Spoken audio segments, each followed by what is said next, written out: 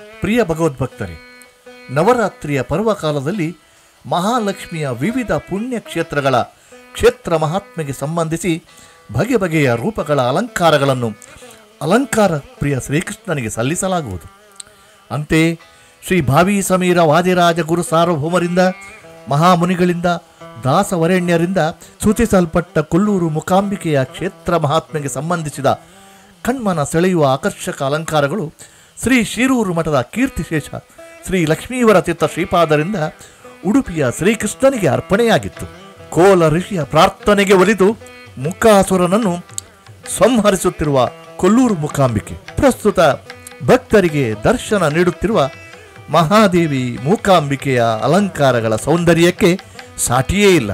ಕೃಷ್ಣ ಪ್ರೀತಿ ಹಾಗೂ ಭಕ್ತರ ಸಕಲ ಶ್ರೇಯಸ್ಸಿಗಾಗಿ ಸಲ್ಲುವ ಭಗವಂತನ ಅನಂತ ರೂಪಗಳ ದರ್ಶನದಿಂದ ಉತ್ತರೋತ್ತರ ಯಶಸ್ಸು, ಸಮೃದ್ಧಿ, ಶಾಂತಿ, ಕರುಣವಾಗಲಿ ಎಂದು ಪ್ರಾರ್ಥಿಸುತ್ತಾ ಪ್ರೀತೋಸ್ತು ಕೃಷ್ಣ ಪ್ರಭು.